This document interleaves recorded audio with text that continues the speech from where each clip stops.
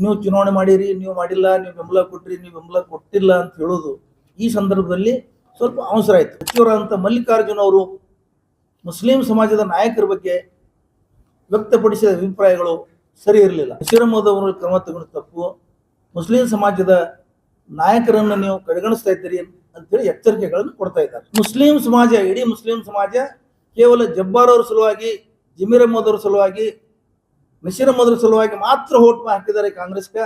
28ರ ಚುನಾವಣೆಯಲ್ಲಿ ಮುಸ್ಲಿಮರನ್ನು ನಾವು ಮುಸ್ಲಿಮರ ಮೇಲೆ ಆದೇಶ ಮಾಡ್ತೀವಿ, ಕಾಂಗ್ರೆಸ್ಗೆ ವೋಟ್ ಹಾಕಬೇಡಿ ಅಂತ ಹೇಳಿದ್ರೆ ಹೇಗೆ ಮಾಡ್ತೀರಿ ಅಂತ ಕೇಳ. ಈ ರಾಜ್ಯದಲ್ಲಿ, ಈ ದೇಶದಲ್ಲಿ ಸಂವಿಧಾನ ಉಳಿಸಲಿಕ್ಕೆ ಇದು ಒಂದು ಬದ್ಧತೆ ಇದ್ದಂತ ಒಂದು ಪಕ್ಷ ಇದೆ. ಅದಕ್ಕೆ ನಾವು ಕಾಂಗ್ರೆಸ್ಗೆ ವೋಟ್ ಹಾಕಿದ್ದಾರೆ ಹೊರತಾಗಿ ಯಾರೋ 3 ಜನ 4 ಜನ ಸಲುವಾಗಿ ವೋಟ್ ಹಾಕಿಲ್ಲ. ಅದನ್ನು ದಯವಿಟ್ಟು ನಂದು ವಿನಂತಿ ಏನು ಉಲೇಮಾಗಳಿಗೆ, ಇಕ್ರಾಮ್ಗಳಿಗೆ ಅಂದ್ರೆ, ದಯವಿಟ್ಟು ನಾನು ಹೇಳ್ತೀನಿ, ನೀವು ಸಮಾಜದ ದಾರಿಯನ್ನ ವಿಭಿನ್ನ ಮಾಡಬೇಡಿ. ಕಾಂಗ್ರೆಸ್ ಜೊತೆ ಅನ್ಯೋನ್ಯವಾದ ಸಂಬಂಧ ಮುಸ್ಲಿಮರದಿದೆ. ಯಾರೋ ಟಿಕೆಟ್ ಕೊಟ್ಟಿಲ್ಲ ಅಂತ ಹೇಳಿ ಅಸಮಾಧಾನದಿಂದ ದಾವಣಗೆರೆ ಸೋಲಿಸ್ಬೇಕ್ರಿ, ಬಾಗಲಕೋಟೆ ಸೋಲಿಸ್ಬೇಕಂತ ಯಾರು ಮಾತಾಡಿಲ್ಲ. ಇನ್ನೂ ಫಲಿತಾಂಶನೇ ಬಂದಿಲ್ಲ, ಮತ ಎಣಿಕೆ ಆಗಿಲ್ಲ. ನೀವು ಚುನಾವಣೆ ಮಾಡಿರಿ, ನೀವು ಮಾಡಿಲ್ಲ, ನೀವು ಬೆಂಬಲ ಕೊಟ್ರಿ, ನೀವು ಬೆಂಬಲ ಕೊಟ್ಟಿಲ್ಲ ಅಂತ ಹೇಳೋದು ಈ ಸಂದರ್ಭದಲ್ಲಿ ಸ್ವಲ್ಪ ಅವಸರ ಆಯಿತು. ಆದ್ರೆ ಒಂದು ವಿಷಯ ಇಲ್ಲಿ ವಿವರಣೆ ಏನು ಕೊಡ್ತೀವಿ ಅಂದ್ರೆ, ಮುಸ್ಲಿಂ ಸಮಾಜದವರಲ್ಲಿ ಟಿಕೆಟ್ ಬಿಟ್ಟಿದ್ದು, ಅವರು ತಮ್ಮ ಹಕ್ಕು ಪ್ರತಿಪಾದಿಸಿದ್ದು ಸರಿ ಅಂತ ಹೇಳಿ ಕೆಪಿಸಿಸಿನೂ ಒಪ್ಕೊಳ್ತದೆ, ಎಲ್ಲ ಜನನೂ ಒಪ್ಕೊಳ್ತಾ ಇದ್ದಾರೆ. ಆದರೆ ಕಾಂಗ್ರೆಸ್ನಲ್ಲಿ ಆಗಲಿ ಇನ್ನೊಂದು ಪಕ್ಷಗಳಲ್ಲಿ ಹೆಚ್ಚಾಗಿ ಯಾರು ತೀರ್ ಹೋಗಿರ್ತಾರೆ ಅವ್ರ ಸ್ಥಳಕ್ಕೆ, ಅವ್ರ ಜಾಗಕ್ಕೆ ಹೆಚ್ಚಾಗಿ ಆ ಕುಟುಂಬದವರನ್ನೇ ಕೊಡ್ತಾ ಬಂದಿರೋದೊಂದೇನೋ ಪದ್ಧತಿ ಇದೆ. ಆ ಪದ್ಧತಿ ಪ್ರಕಾರ ಅಲ್ಲಿ ಶಾಮನೂರು ಶಿವಶಂಕರಪ್ಪನವರು ಮೊಮ್ಮಗನಿಗೆ ಟಿಕೆಟ್ ಕೊಟ್ಟಿದ್ದಾರೆ, ಸಮರ್ಥ ಶಾಮನೂರು. ಆ ಸಂದರ್ಭದಲ್ಲಿ ಕಾಂಗ್ರೆಸ್ ಪಕ್ಷದ ಹೈಕಮಾಂಡ್ ಬಂದಂಥ ವೀಕ್ಷಕರಾಗಿರ್ಬೋದು, ಕೆಪಿಸಿಸಿ ಅವರಾಗಿರ್ಬೋದು, ಎಲ್ಲ ಮುಸ್ಲಿಂ ನಾಯಕರನ್ನ ಕೂಡಿಸಿ ಅವರು ಒಪ್ಪಿಗೆ ಪಡೆದೇ ಆ ಟಿಕೆಟ್ ಕೊಟ್ಟಿದ್ದಾರೆ. ಯಾರಿಗೆ ಪರ್ಮಿಷನ್ ಇಲ್ಲ, ಯಾರ್ದು ಒಪ್ಪಿಗೆ ಕೊಟ್ಟಿಲ್ಲಾರ್ದೇನೆ ಅಥವಾ ಸಹಮತಿ ಇಲ್ಲದೇನೆ ಟಿಕೆಟ್ ಕೊಟ್ಟಿಲ್ಲ. ಟಿಕೆಟ್ ಕೊಟ್ಟ ನಂತರ ಸ್ಥಳೀಯವಾಗಿ ದಾವಣಗೆರೆಯಲ್ಲಿ ಕೆಪಿಸಿಸಿಯಲ್ಲಿ ಕಾಂಗ್ರೆಸ್ನಲ್ಲಿರುವಂಥ ಮುಸ್ಲಿಂ ನಾಯಕರುಗಳು ಭಿನ್ನಾಭಿಪ್ರಾಯ ವ್ಯಕ್ತಪಡಿಸಿ ಗುಂಪುಗಳಾಗಿ ಸುಮಾರು 8 ಜನ ಅಲ್ಲಿ ಕಾಂಗ್ರೆಸ್ನಿಂದ ಅಭ್ಯರ್ಥಿ, ಮುಸ್ಲಿಂ ಸಮಾಜದಿಂದ ಅಭ್ಯರ್ಥಿಗಳಾಗಿದ್ದಾರೆ. ಅದರಲ್ಲಿ ಕೆಲವರನ್ನ ಕೆಪಿಸಿಸಿ ಅವರು ಪ್ರಯತ್ನ ಮಾಡಿ ಕೆಲವರನ್ನ ಮನಸೊಲಿಸಿ ಹಿಂತುಕೊಳ್ಳಕ್ಕೆ ಪ್ರಯತ್ನ ಮಾಡಿ ಸಾದಿಕ್ ಪೈಲಾನ್ ಅನ್ನೋಂಥವ್ರಿಗೆ ಹಿಂತುಕೊಂಡಿದ್ದಾರೆ. ಆ ನಂತರ ಚುನಾವಣೆ ಜರುಗಿದೆ. ಚುನಾವಣೆಯಲ್ಲಿ ಜಮೀರ್ ಅಹಮದ್ ಅವರು ಪ್ರಚಾರ ಮಾಡಿದ್ದಾರೆ. ಆದರೆ ಆ ಸಂದರ್ಭದಲ್ಲಿ ಸಚಿವರಾದಂಥ ಮಲ್ಲಿಕಾರ್ಜುನ್ ಅವರು ಮುಸ್ಲಿಂ ಸಮಾಜದ ನಾಯಕರ ಬಗ್ಗೆ ವ್ಯಕ್ತಪಡಿಸಿದ ಅಭಿಪ್ರಾಯಗಳು ಸರಿ ಇರಲಿಲ್ಲ. ಮುಸ್ಲಿಂ ಸಮಾಜದ ನಾಯಕರಿಗೆ ಅವ್ರು ನೋವುಂಟನ್ನು ಮಾಡಿದ್ದು. ಅದಕ್ಕೆ ಅವರು ತಡ ಮಾಡಿ, ಜಮೀರ್ ಅಹಮದ್ ಅವರಾಗಲಿ ಇನ್ನಿತರ ನಾಯಕರು ತಡ ಮಾಡಿ ಅಲ್ಲಿ ಪ್ರಚಾರಕ್ಕೆ ಹೋದರು. ಜಬ್ಬಾರ್ MLC ಅವರಿಗೆ ಅಲ್ಪಸಂಖ್ಯಾತರ ಕಮಿಟಿ ಅಧ್ಯಕ್ಷರಿದ್ದ ಅವರಿಗಂತೂ ಅವ್ರು ಮಾತಾಡಿಸಿಲ್ಲ ಅಂತ ಆರೋಪ ಮಾಡ್ತಾ ಇದ್ದಾರೆ. ಇವತ್ತಿಗೂ ನನಗೆ ಕರೀಲಿಲ್ಲ, ಮಾತಾಡಿಸಿಲ್ಲ ಅಂತ. ಚುನಾವಣೆಗೆ ನಿಂತವರು, ಚುನಾವಣೆ ಮಾಡೋರು ಕರೆಯುವುದು ಅವ್ರ ಕರ್ತವ್ಯ ಆಗಿತ್ತು, ಕರಿಬೇಕಾಗಿತ್ತು ಅವರು. ಈ ಸಂದರ್ಭದಲ್ಲಿ ಅದನ್ನು ನಾವು ಅಭಿಪ್ರಾಯ ವ್ಯಕ್ತಪಡಿಸ್ತೀವಿ. ಇನ್ನು ಚುನಾವಣೆ ನಂತರ ಜಬ್ಬಾರ್ ಅವರು ಅಲ್ಪಸಂಖ್ಯಾತರ ಸೆಲ್ಗೆ ರಾಜೀನಾಮೆ ಕೊಟ್ಟಿದ್ದಾಗಲಿ, ನಸೀರ್ ಅಹಮದ್ ಅವರು ರಾಜಕೀಯ ಕಾರ್ಯದರ್ಶಿಯಿಂದ ಅವ್ರಿಗೆ ತೆಗೆದು ಹಾಕಿದ್ದಾಗಲಿ, ಜಮೀರ್ ಅಹಮದ್ ಖಾನ್ ಅವ್ರಿಗೆ CM ಅವ್ರು ಕರೆದು ಸಮಜಾಯಿಸಿ ಕೇಳಿದ್ದಾಗಲಿ, ಇವೆಲ್ಲ ಇನ್ನೂ ಚುನಾವಣೆ ರಿಸಲ್ಟ್ ಬರೋದಕ್ಕಿಂತಲೂ ಮೊದಲೇ ಮಾಡಿದ್ದು ಕೆಪಿಸಿಸಿ ಆತುರದ ಕ್ರಮ ಮಾಡಿದ್ದಾರೆ. ಆದರೆ ಅದರ ನಂತರ ಇದು ಪಕ್ಷದ ಆಂತರಿಕ ವಿಷಯ, ನಾವು ಅದರ ಬಗ್ಗೆ ಅಭಿಪ್ರಾಯ ಪಡಿಸೋಷ್ಟು ದೊಡ್ಡವರಲ್ಲ, ಅದು ನಮಗೆ ಅದರ ಬಗ್ಗೆ ವಿಷಯ ಸಂಬಂಧ ಇಲ್ಲ. ಆ ನಂತರ ಇತ್ತೀಚೆಗೆ ಒಂದು 3-4 ದಿವಸಗಳಲ್ಲಿ ಮುಸ್ಲಿಂ ಧರ್ಮದ ಉಲೇಮಾಗಳು, ಉಲೇಮಾ ಇಕ್ರಾಮ್ ಅನ್ನಂಥ ಒಂದು ಕಮಿಟಿಯವರಾಗಲಿ, ಒಂದು ಮುಸ್ಲಿಂ ಸಮಾಜದ ಸಮಿತಿ ಕಮಿಟಿಗಳಾಗಲಿ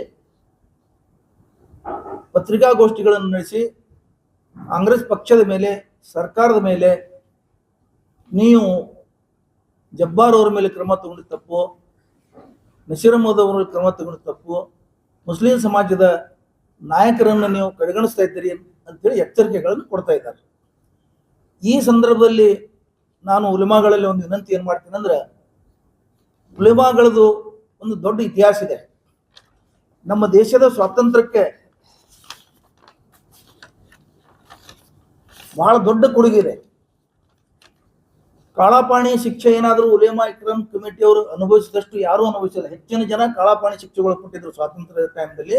1857 ಇಸ್ವಿಯಲ್ಲಿ ಸ್ವಾತಂತ್ರ್ಯ ಸಂಗ್ರಾಮ ಪ್ರಾರಂಭ ಆಗಿದ್ರು ಉಲೇಮಾಗಳಿಂದನೂ ಇತ್ತು. ಅವಾಗ ಅವರು ಹೆಗಲು ಕೊಟ್ಟು ದುಡಿದ್ರು. ಒಂದೇ ದಿವಸ 27,000 ಮುಸ್ಲಿಂ ಉಲೇಮಾಗಳನ್ನ ಲಖನೌದಿಂದ ದಿಲ್ಲಿಯವರೆಗೆ ಎಷ್ಟು ಗಿಡಗಳಿತ್ತು ಅಷ್ಟು ಗಿಡಕ್ಕೆ ನೇಣು ಹಾಕಿದ್ರು, ಅಷ್ಟು ಕೊಂದಿದ್ರು ಬ್ರಿಟಿಷರು. ಎದೆ ಒಡ್ಡಿ ಉಲೇಮಾಗಳು ಎದೆ ಒಡ್ಡಿ ಈ ಸ್ವಾತಂತ್ರ್ಯಕ್ಕಾಗಿ ಹೋರಾಡಿ ಈ ಸ್ವಾತಂತ್ರ್ಯ ಪಡೆದಿದ್ದಾರೆ. ಆದರೆ ಇವತ್ತಿನ ಈ ಉಲೇಮಾ ಕಮಿಟಿಗಳಿನ ಅದೇ ಒಂದು ಸಂಸ್ಕೃತಿಯಿಂದ ಬಂದಂಥವ್ರು ಬಹಳ ದೊಡ್ಡ ಒಂದು ಅವ್ರಿಗೆ ಶಕ್ತಿ ಇದೆ. ಅವರು ಉಲೇಮಾ ಅಂದ್ರೆ ಏನು, ಶಿಕ್ಷಣವಂತರು, ಬುದ್ಧಿವಂತರು ಅಂತ ಹೇಳಿ ಅರ್ಥದರು. ಇವತ್ತೇನಾಗಿದೆ ಅಂದ್ರೆ, ಕೇವಲ ಇವತ್ತು ಅವ್ರು ಮಾಡುವ ವರ್ತನೆ ಹೇಗದಂದ್ರೆ,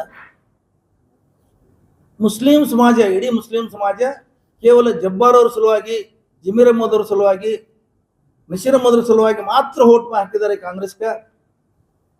ಅನಂತ ವರ್ತನೆ ಮಾಡ್ತಾ ಇದ್ದಾರೆ. ಆ ಥರ ಪತ್ರಿಕಾ ಹೇಳಿಕೆಗಳು ಕೊಡ್ತಾ ಇದ್ದಾರೆ. ಆಮೇಲೆ ನಾವು ಮುಂದಿನ ದಿನಗಳಲ್ಲಿ 28ರ ಚುನಾವಣೆಯಲ್ಲಿ ಮುಸ್ಲಿಮರ ಮೇಲೆ ಆದೇಶ ಮಾಡ್ತೀವಿ, ಕಾಂಗ್ರೆಸ್ಗೆ ಹೋಟ್ ಹಾಕ್ಬೇಡಿ ಅಂತ ಹೇಳಿದ್ರೆ ಹೇಗೆ ಮಾಡ್ತೀರಿ ಅಂತ ಕೇಳ್ತಾರೆ. ಇದು ಬಹಳ ತಪ್ಪು ಈ ಸಂದರ್ಭದಲ್ಲಿ ನಾನು ಹೇಳ್ತೇನೆ. ಯಾಕಂದ್ರೆ ಈ ಥರ ವರ್ತನೆ ಮಾಡೋದ್ರಿಂದ ಸಮಾಜದ ಶಕ್ತಿ ಮತ್ತಿಷ್ಟು ಕುಂದುತ್ತದೆ ಅಂತ ಹೇಳಿ ನಾನು ನಿಮಗೆ ವಿನಂತಿ ಮಾಡ್ತೇನೆ. ನೀವು ಕೇವಲ ಈ 3 ಜನರ ಸಲುವಾಗಿ ಇಡೀ ಮುಸ್ಲಿಂ ಸಮಾಜದ ಶಕ್ತಿಯನ್ನ ಅಲ್ಲಿ ಪ್ರದರ್ಶನ ಮಾಡಕ್ಕೆ ಹೋಗಬೇಡಿ. ಯಾಕಂತ ಕೇಳಿದ್ರೆ, ಮುಸ್ಲಿಂ ಸಮಾಜ ವೋಟ್ ಹಾಕಿದ್ದು ಕೇವಲ ಯಾರೋ ವ್ಯಕ್ತಿ ಸಲುವಾಗಿ, ಯಾರನ್ನು ಮಂತ್ರಿ ಮಾಡಲಿಕ್ಕೆ, ಯಾರನ್ನು ಲೀಡರ್ ಮಾಡ್ಲಿಕ್ಕೆ ಅಲ್ಲ. ಕಾಂಗ್ರೆಸ್ ಪಕ್ಷಕ್ಕೆ ವೋಟ್ ಹಾಕಿದ್ದು ಈ ದೇಶದ ಸಂವಿಧಾನ ಉಳಿಬೇಕು, ಈ ರಾಜ್ಯದಲ್ಲಿ, ಈ ದೇಶದಲ್ಲಿ ಜಾತ್ಯತೀತ ಸರ್ಕಾರಗಳು ಬರಬೇಕು. ಒಂದು ಕಡೆ ಕೋಮುವಾದಿ ಶಕ್ತಿಗಳು ಬೆಳೀತಾ ಇದ್ದಾವ, ಆ ಕೋಮುವಾದಿ ಶಕ್ತಿಗಳು ಈ ರಾಷ್ಟ್ರವನ್ನ ತಪ್ಪು ದಾರಿ ತಗೊಂಡು ಹೋಗ್ತಾ ಇದ್ದಾವ. ಜಾತ್ಯತೀತ ಸರ್ಕಾರ ಬಂದ್ರೆ, ಒಳ್ಳೆ ಸರ್ಕಾರ ಬಂದ್ರೆ, ಕಾಂಗ್ರೆಸ್ ಸರ್ಕಾರ ಬಂದ್ರೆ, ಅಥವಾ ಕಾಂಗ್ರೆಸ್ ಈ ರಾಜ್ಯದಲ್ಲಿ, ಈ ದೇಶದಲ್ಲಿ ಸಂವಿಧಾನ ಉಳಿಸಲಿಕ್ಕೆ ಇದು ಒಂದು ಬದ್ಧತೆ ಇದ್ದಂತ ಒಂದು ಪಕ್ಷ ಇದೆ. ಅದಕ್ಕೆ ನಾವು ಕಾಂಗ್ರೆಸ್ಗೆ ವೋಟ್ ಹಾಕಿದ್ದಾರೆ ಹೊರತಾಗಿ ಯಾರೋ 3 ಜನ 4 ಜನ ಸಲುವಾಗಿ ವೋಟ್ ಹಾಕಿಲ್ಲ. ಅದನ್ನು ದಯವಿಟ್ಟು ನಂದು ವಿನಂತಿ ಏನು ಉಲೇಮಾಗಳಿಗೆ, ಇಕ್ರಾಮ್ಗಳಿಗೆ ಅಂದ್ರೆ, ದಯವಿಟ್ಟು ನಾನು ಹೇಳ್ತೀನಿ, ನೀವು ಸಮಾಜದ ದಾರಿಯನ್ನ ವಿಭಿನ್ನ ಮಾಡಬೇಡಿ. ಕಾಂಗ್ರೆಸ್ ಜೊತೆ ಅನ್ಯೋನ್ಯವಾದ ಸಂಬಂಧ ಮುಸ್ಲಿಮರದಿದೆ. ಒಂದು ಎಕ್ಸಾಂಪಲ್ ಹೇಳ್ತೀನಿ ನಿಮಗೆ. ಇದೇ ದಾವಣಗೆರೆ ಒಂದು ಕುರಿತು ಉದಾಹರಣೆ ಹೇಳ್ತೀನಿ.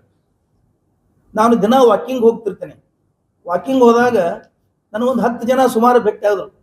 ಈ ಚುನಾವಣೆ ನಡೆದಾಗ, ದಾವಣಗೆರೆ ಮತ್ತು ಬಾಗಲಕೋಟೆ ನಡೆದಾಗ ಅವ್ರು ಏನು ಕೇಳ್ತಿದ್ರು ನನಗಂದ್ರೆ, ಏನ್ರಿ ದಾವಣಗೆರೆ ಮುಸ್ಲಿಂ ಟಿಕೆಟ್ ಕೊಟ್ಟಿಲ್ಲ ಅಂತ ಹೇಳಿ ಅಸಮಾಧಾನ ಆಗಿದೆ ಅಂತ ಹೇಳಿ ಯಾರು ಮಾತಾಡ್ಲಿಲ್ಲ. ಒಟ್ಟ ದಾವಣಗೆರೆ ಬರ್ತದಿಲ್ಲ ಸರ್, ಬಾಗಲಕೋಟೆ ಬರ್ತದಿಲ್ಲ ಸರ್ ಅಂತ ಕೇಳ್ತಿದ್ರು. ಏನಂದ್ರ ಅವ್ರ ತಲೆಯಲ್ಲಿ ದಾವಣಗೆರೆಯನ್ನು ಬರಬೇಕು, ಬಾಗಲಕೋಟೆ ಬರ್ಬೇಕಂತಿದೆ ಮುಸ್ಲಿಮರಲ್ಲಿ. ಕಾಮನ್ ಹೇಳುದಿದು. ಯಾರೋ ಟಿಕೆಟ್ ಕೊಟ್ಟಿಲ್ಲ ಅಂತ ಹೇಳಿ ಅಸಮಾಧಾನದಿಂದ ದಾವಣಗೆರೆ ಸೋಲಿಸ್ಬೇಕ್ರಿ, ಬಾಗಲಕೋಟೆ ಸೋಲಿಸ್ಬೇಕಂತ ಯಾರು ಮಾತಾಡಿಲ್ಲ. ಅವರಲ್ಲಿ, ಈ ದೇಶದ ಮುಸ್ಲಿಮರಲ್ಲಿ ಅನ್ಯೋನ್ಯವಾದ ಸಂಬಂಧ ಇದೆ. ಕೇವಲ ನರಸಿಂಹರಾವ್ ಅವ್ರ ಕಾಲದಲ್ಲಿ ಬಾಬರಿ ಮಸೀದಿ ಬಿದ್ದಾಗ ಒಂದು ಸಲ ಕಾಂಗ್ರೆಸ್ಗೆ ಬುದ್ಧಿನೂ ಕಲಿಸಿದ್ದಾರೆ ಇವರು. ಅಂತ ಸಂದರ್ಭ ಅಂದ್ರೆ ಮುಸ್ಲಿಮರು ಅದಕ್ಕೂ ರೆಡಿ ಇದ್ದಾರೆ. ಆದ್ರೆ ಈಗ ಅಂತ ಯಾವ ಸಂದರ್ಭಗಳು ಬಂದಿಲ್ಲ. ಅದಕ್ಕೆ ಒಂದೇನು ಸ್ವಾತಂತ್ರ್ಯ ಪಡೆದಂತ ಒಂದು ಉಲೇಮಾಗಳ ಸಂಘಟನೆಗಳಿದ್ದಾವೆ, ಅವು ಕೇವಲ ಯಾರೋ ವ್ಯಕ್ತಿ ಸಲುವಾಗಿ ಅದು ಉಪಯೋಗ ಆಗಬಾರ್ದು ಅಂತ ನಾ ಈ ಸಂದರ್ಭದಲ್ಲಿ ಹೇಳ್ತೇನೆ.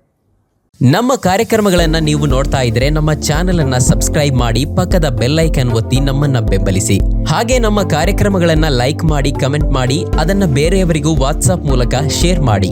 ನೀವು ಹೀಗೆ ಮಾಡಿದಾಗ ನಮ್ಮ ಚಾನೆಲ್ ಮತ್ತಷ್ಟು ಜನರಿಗೆ ತಲುಪಲು ನೀವು ನಮ್ಮೊಂದಿಗೆ ಸಹಕರಿಸಿದ ಹಾಗಾಗುತ್ತೆ. ಇದು ನೀವು ಯಾವುದೇ ಖರ್ಚಿಲ್ಲದೆ ಕೆಲವೇ ಸೆಕೆಂಡುಗಳಲ್ಲಿ ನೀಡಬಹುದಾದ ಸಹಕಾರ. ಧನ್ಯವಾದಗಳು.